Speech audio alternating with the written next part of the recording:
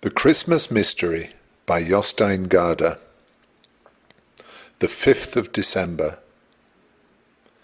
Joachim was glad there were no chocolates or plastic figures in the old Advent calendar, but Papa had not been quite right when he had said that there were only small pictures behind the doors. A strange story was hidden inside the magic Advent calendar. It would take 24 days to read the whole of the tale, since the story was chopped up into 24 small chapters, one for each day. Each day, another pilgrim joined the pilgrimage. The 5th of December was a Saturday. Mama and Papa usually slept longer on Saturdays. Joachim woke up at 7, as he always did. He sat up in bed and examined the big picture on the outside of the calendar. Only now did he discover that one of the shepherds was holding a crook in his hand, just like Joshua. Why hadn't he noticed that before? Every time he looked at the magic calendar, he discovered something new. But surely there couldn't be anything more to see than what had been there all the time. Wouldn't that be like a conjuring trick? Perhaps that was what made the old Advent calendar magical.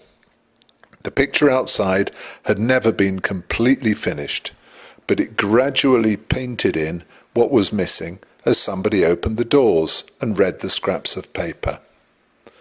Was it really possible to make a picture like that? Joshua knew that bread was not quite ready until it had stood and risen all by itself, first on the baking tray and then in the oven. He knew that it had something to do with yeast, for Joachim had often helped his mother or father bake bread. When he was smaller, he used to think that babies inside their mothers must be like small pieces of yeast. Wasn't the whole world a magic picture which added to itself? For the world changed all the time. It was never completely finished. If God had made a whole world that could create itself in every tiny nook and cranny, could he not then manage to make a picture that developed itself in front of the eyes of those looking at it? Joachim opened the door with the number 5 on it. Today's picture was of a rowing boat. In the boat there sat a shepherd, an angel, a little girl, and several sheep. Joachim knew who they were, but what interested him most was the little scrap of paper. He unfolded it and began to read. The third sheep. Elisabeth, the lamb, the angel, the sheep, and the shepherd sped through Sweden along dirt roads and grassy cart tracks, between yellow fields and through dense forests, until they looked out over a little town by the sea. The wind was blowing in from the sea so strongly that the waves were breaking over the edge of the quay.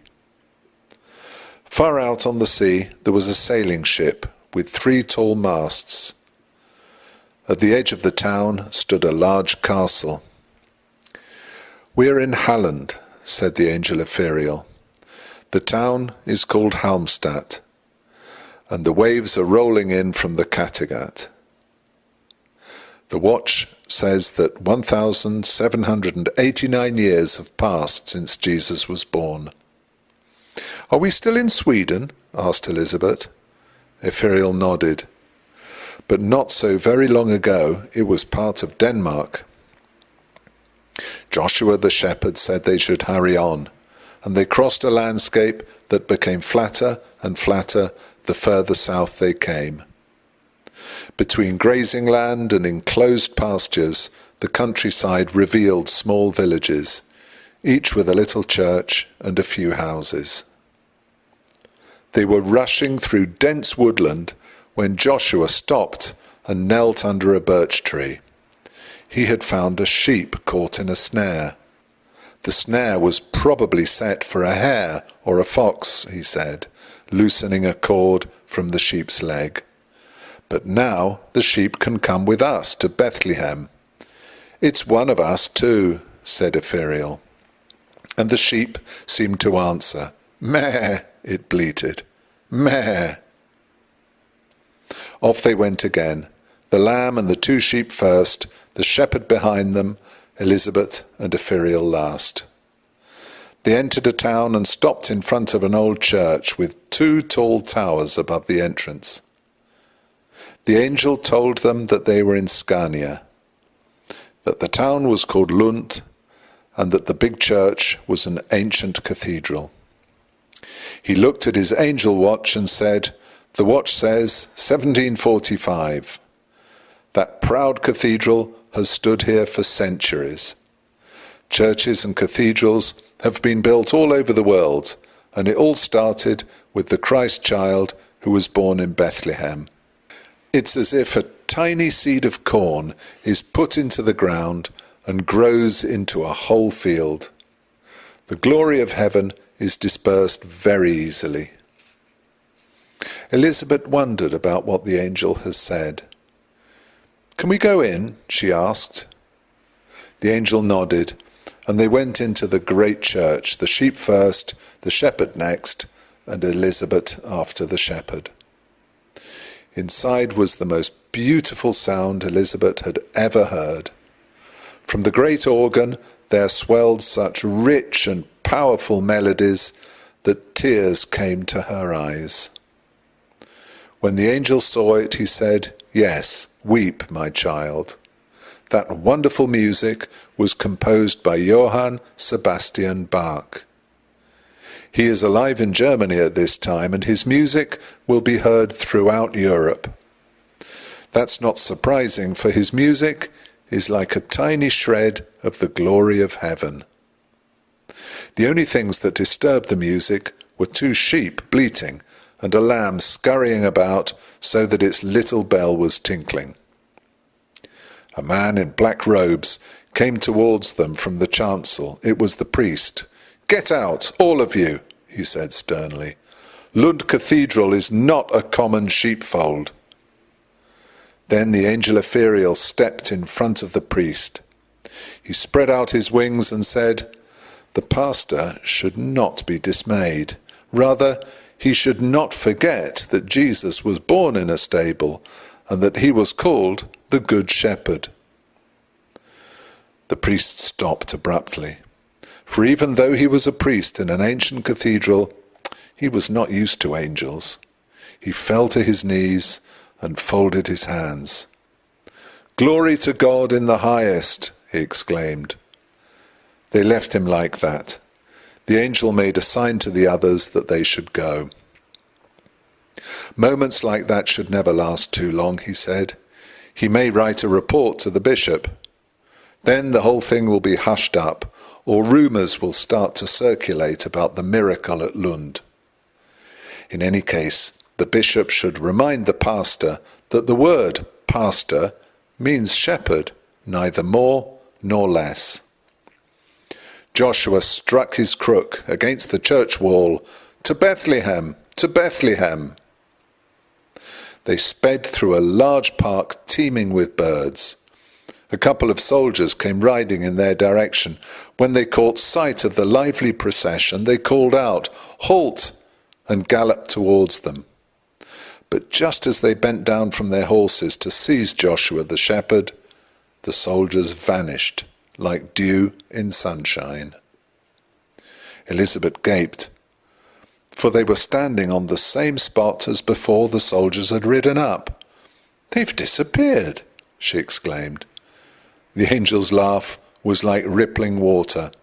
"Yes, in a way, but we were the ones who disappeared. Perhaps they were so terrified when they saw what happened that they fell off their horses." Elisabeth was still wondering at this, so Ephiriel had to explain to her again how they were travelling. "We're travelling in 2 directions at once. One journey goes south on the map to the town of Bethlehem in Judea. The other passes through history to David's city at the time when Jesus was born. It's a very unusual way of travelling. Many people would say it's quite impossible. But nothing is impossible for God." Elisabeth marvelled at the angel's words and hid them in her heart. "It makes it simpler to avoid danger," remarked Joshua. "If we can't give the slip to priests or soldiers by taking a step to one side, we have to take a step backwards in time instead. A mere quarter or half an hour can be sufficient." With those words they went on their way again. They passed large fields and small villages. Soon they could glimpse the sea in the distance. In a short while they were standing on a deserted beach. "This is Ura sound," said Ephiriel. "My watch shows that 1,703 years have passed since Jesus was born. We must get across to Denmark before the 17th century is over." "Here's a rowing boat," announced Joshua. They climbed on board the boat, the sheep first, Elisabeth and Ephiriel behind them. Joshua pushed the boat out and jumped on board at the last minute. The angel Ephiriel rowed so strongly that the spray foamed about the prow. The boat was rocked by the waves so that the lamb's bell rang piercingly all the way across. Joshua sat in the stern. Suddenly he pointed forwards and said, "I can see Denmark."